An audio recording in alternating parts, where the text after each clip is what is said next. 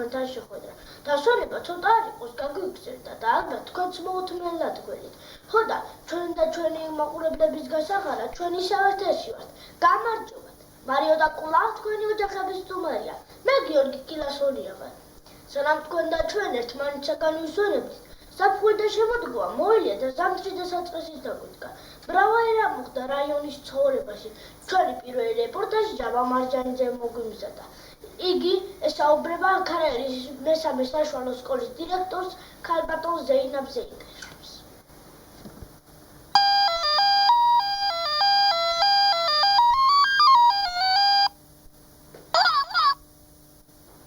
ქარელის მესამე საშუალო სკოლაში ჩვეულებრივად იწყება სასწავლო დღე. სკოლა ჩაება სწავლის ამოცანებში. ზოგს უხარია სწავლა, ზოგს არა, მაგრამ სკოლაში მაინც ყველა დადის. მასწავლებლები მაინც ცდილობენ ყველას ერთნაირად გაუნაწილონ ცოდნა. დამშვიდებული ცხოვრება ახლა არავის არ აქვს და მესამე სკოლასაც აქვს თავისი სათქივარი თუ გასახარი. ახლა ჯობს თვითონ დირექტორს ქალბატონ ზეინაბ ზეინკაშვილს მოусმინოთ. როგორ შევხვდით სასწავლო წლის დაწყებას? პირველ რიგში მინდა აღვნიშნო, რომ ძალიან კმაყოფილი ვარ, ჩემი კორესპონდენტი, ჩვენი ქარელის მესამე საშუალო სკოლის მრავალ ღირსეულ კურსდამთავრებულთაგან ერთ-ერთის თამაზ მარჯანიძის ვაჟიშვილი რომ არის, ანუ ჩემი შვილიშვილი. ახლა გადავიდეთ შეკითხვაზე. ქარელის მესამე საშუალო სკოლაში მნიშვნელოვანი სიახლეა.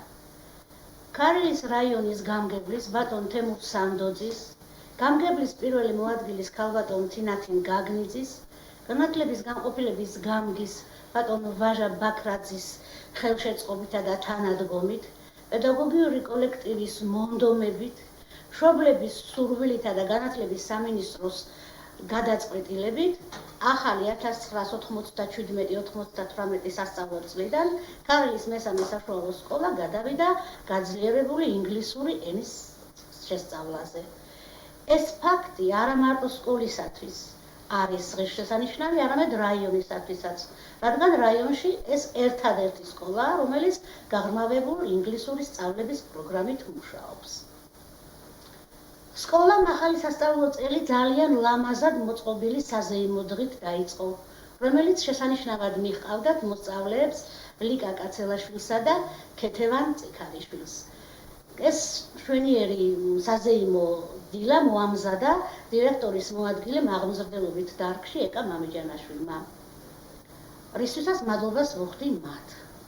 ამ შეხვედრას ესწრებოდნენ წარმომადგენლები განათლების განყოფილებიდან, ქალაქის მერის მოადგილე ბატონი ჯუბოყიფიანი და მრავალი მშობელი. სკოლას აქვს გარკვეული პრობლემები, ისე როგორც მთელს ქვეყანას. მოძველდა სასკოლო შენობა, რომელიც 1970 წელს არის აგებული, მოძველდა დგამ ავეჯი და ყველაზე საწუხარი არის ის, რომ სკოლას აღარ აქვს სასმელი წყალი. ოდესღაც გაკეთებული ჭა მოიშალა და საჭირო ახლის აგება. დახმარება ამ საქმეშიც ბატონმა თემურ სანდოძემ აღვიქვა. დაავალა კიდეც მშენებელს ომიაძე იურის, რომელიც ამავე დროს ჩვენი მშობელის გახლავს, მაგრამ ცოტა საქმე გვიანდება. ჩემი მოსწავლეები კი აწუხებენ ახლოს მაცხოვრებლებს, რომლებსაც ისედაც არ აქვთ გაყვანილობა წყლისა, აქვთ ძალიან პრიმიტიული ჭები. აი ეს ძალიან სასწრაფოდ მოსაგვარებელი საკითხია. როგორ მიმდინარეობს მასწავლებლების ატესტაცია? ყველა მოსწავლეს უნდა ალბათ ყავდეს კარგი მასწავლებელი, ტიტულოვანი. ასე არიან ჩვენი მოსწავლეებიც. ატესტაცია ჩემოჯაბა ორ ეტაპად მიმდინარეობდა. პირველი ეტაპი მაის-ივნისში დასრულდა. ეს მაინც პირველი იყო და ეთყობა საატესტაციო ჯგუფის წევრებმა გარკვეულად მოორიდება თუ სიძუნწე გამოვიჩინეთ და ნაკლები იყო პირველ კატეგორია მინიჭებულ მასწავლებელთა რიცხვი. რასაც ამ გადასახედიდან ძალიან ვნანობთ და ვაპირებთ რიგგარეშე ატესტაციის დროს, რომელიც აპრილის თვეში ჩატარდება, უფრო საფუძვლიანად შევისწავლოთ დაწყებითი კლასების მასწავლებელთა მუშაობა და ობიექტური შეფასება მივცეთ მათ. ახლა მეორე ეტაპზე, რომელიც სულ რამდენიმე დღის წინ დასრულდა. მეორე ეტაპზე ყველა მასწავლებელმა, რომელსაც ეხებოდა ამ მომენტში ატესტაცია, გაიარა ტესტირება პირველი პარამეტრით. მათ სასახელოდ უნდა ითქვას, რომ თითოეულმა უმაღლესი ქულა 100 მოაგროვა და საატესტაციო ჯგუფმა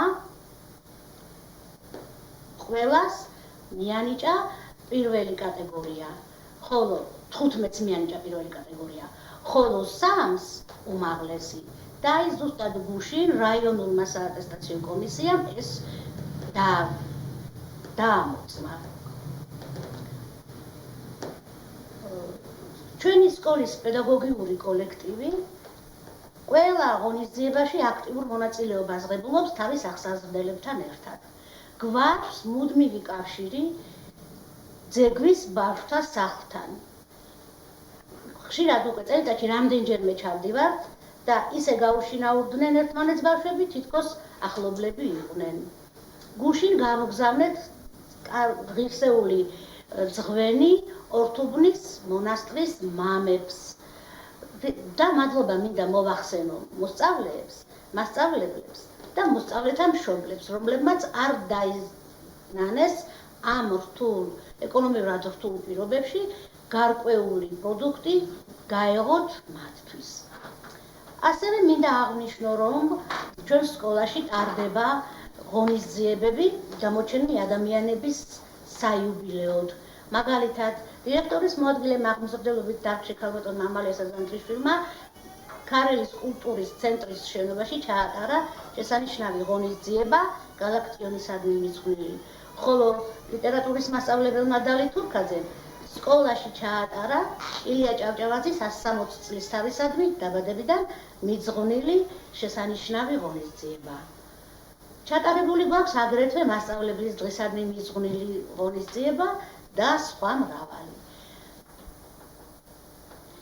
მასწავლებელთა გააქტიურებულმა მუშაობამ, კარგმა შედეგმა განაპირობა ატესტაციის მაღალი შედეგები.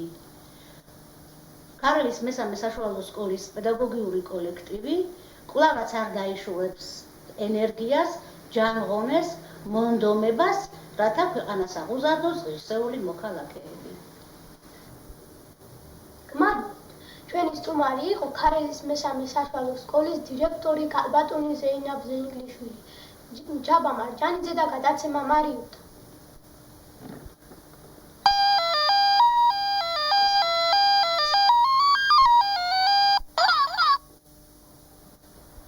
შეგახსენებთ, ჩვენი სტუმარი იყო ქარელის მესამე სკოლის დირექტორი ქალბატონი ზეინაბ ზეინგლიშვილი. ჩვენი გადაცემა გრძელდება. რადგან ახლა ყველა ჩვენგანის საყვარელ სასმელზე კოკაკოლაზე გვექნება საუბარი. ანუ კაპანაძე საინტერესო საუბარს გვერდება. გამარჯობათ. დღეს ალბათ საქართველოში კაცი არ დადის, რომ არ უყვარდეს კოკაკოლა. რამდენიმე წლის წინათ კოკაკოლა მეოცდამეტ სიამოვნებად ითვლებოდა. დღესდღეობით კი მას საქართველოშიც უშვებენ. დადის ხმები. თითქოს კოკაკოლა შეიცავს იმდენ ფოსფორის მჟავას, რომ ჩვენ თუ მასში ჩავაგდებთ სპილენძის ფულს ან კბილს, რამდენიმე ხნის შემდეგ იგი რეზინებით დარბილდებაო. სპეციალისტები ამტკიცებენ, რომ მონეტებსა და ფულზე გავრცელებული ხმები ჭორებია და სხვა არაფერი. კოკაკოლა შეიცავს ძალიან მცირე რაოდენობით ფოსფორის მჟავას და იგი არ ავნებს სხეულს. მაგრამ კოკაკოლა შეიცავს კოფეინს, 4-ჯერ ნაკლებს, ვიდრე 1 ჭიქა მაგარი ყავა. ბავშვი სვამს კოკაკოლას, იღებს იმდენ კოფეინს, რამდენსაც 1 დიდი ჭიქა მუქი ჩაისაგან. სპეციალისტები გვირჩევენ, რომ კოკაკოლა არ მივიღოთ დიდი რაოდენობით. 3 წლამდე ბავშვებისათვის გაზიანი წყლების მიღება საერთოდ არ შეიძლება. 7 და 8 წლამდე ბავშვებისათვის 1 დიდი ჭიქაც საკმარისია. ლაპარაკია ჯამრთელ და არა ავადმყოფ ბავშვებზე. ასე გვირჩევენ სპეციალისტები. ჩვენც ამასვე გირჩევთ. დაიცავით ზომიერება ყველგან და ყველაფერში. ნახვამდის, მომავალ შეხვედრამდე. დიდი მადლობა ანუკე საინტერესო საუბრისათვის.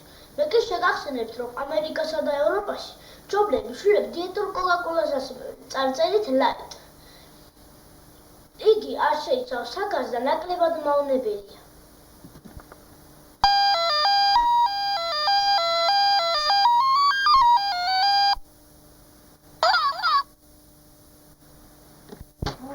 კოკოლაზე არანაკლებ პოპულარული დღეისათვის ყავა. დედა ყოველთვის მიგზავნოს მის დალევას, მაგრამ ზოგიერთმა ჩემმა თანატოლებმა მითხრეს, რომ სიამოვნებით მიეთმევენ მას. ხო და ყავის მეთესაყურად ხებოდი. ზუსტად ამ თემაზე გვესაუბრება დღეს დათუნა კაპანაძე. ვუსმინოთ მას. გამარჯობათ. ახლა ზამთარია და ძალიან ცივა. ცხელი ჩაი მართლაც მისწრებაა. ჩაის საწინააღმდეგო არაფერი გვაქვს, მაგრამ ბავშვები ხანდახან ყავასაც ცვავენ. იცით თუ არა, რომ ერთი ჭიქა ყავა შეიცავს 200 მგ კოფეინს, ესე იგი 2 ტაბლეტს. კოფეინი კი ცუდად მოქმედებს ნერვიულ სისტემაზე, იწვევს უძილობას და ფიტავს ბავშვის ორგანიზმს. ბავშვებო, თუ თქვენ ყოველ დილით სვავთ ყავას, თავის დანებება მოგიწევთ. ჯობია ყავა შეცვალოთ რძიანი კაკაოთი. გახსოვდეთ, რაც უფრო ცოტა შაქარი ექნება, მით უფრო კარგია ორგანიზმისთვის. ჩაიც არ დაგვაწყდეს, თუ მასაც რძით მივირთვებთ, ჩვენი ორგანიზმი ძალიან კმაყოფილი დაგვჭირათ. ოღონდ გახსოვდეთ, ჩაის ნაყინი ახალი დაყენებული უნდა იყოს. აი რა მინდოდა მეთქვა თქვენთვის, ყავა ბავშვების სასმელი არ არის. დათუნა კაპანაძე და გადაცემა მარიოტა.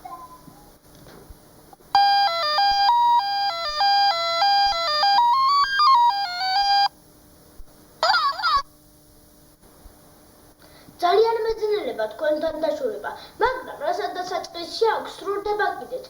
ხო და ჩვენი გადაცემისთვის განკუთვნილი დროც ამოიწურა. მარიოტა გემშვიდობებად მომავალ შაბათამდე და შეგახსენებთ, რომ მომავალი კვირიდან ჯადოსნური ეკრანის განახლდება.